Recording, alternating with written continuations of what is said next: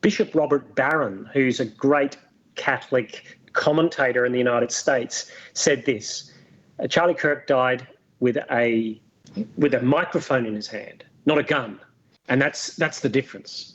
I mean, you can sort of see that in the framing of how media is speaking about Charlie Kirk now, which is obviously mainstream media is quite left-leaning. It's using the word divisive about Charlie Kirk. What do you think about the media's term in labelling him that way? Do you think he was divisive? Do you think that's a fair term?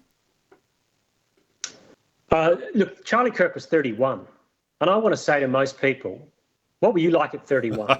Here's a man. Yeah. Here's a man who goes to a university, colleges, and he did this from 2 or 3 years ago, and he was maybe 6 years older than some of the students, and it felt like the difference between a man and a boy speaking. Yeah. That the divisiveness that I saw coming the other way. Now, I don't think there's anything wrong with divisive, but they're using it as a pejorative term and saying, true. And our side is not divisive.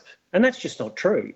What you could say is, well, you don't mind division when it comes from your perspective. But if you're so binary in your understanding of humans, that's a huge divide in and of itself. So I saw a lot of the language used about him in mainstream media as a way to subtly go, well, maybe he deserved it. And that was more than said on some television stations. Well, he brought this on himself with his inflammatory language. And then a lot of people had to backtrack when they actually went and looked at what he did say in context.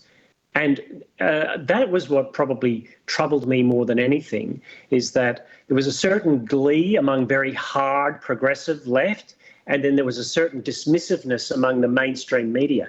And that's part of the reason why the new medias are actually the places where most of the conversations are going to be had around this issue. It reminds me of a saying by C.H. Spurgeon years ago: bold-hearted men are always called mean-spirited by cowards.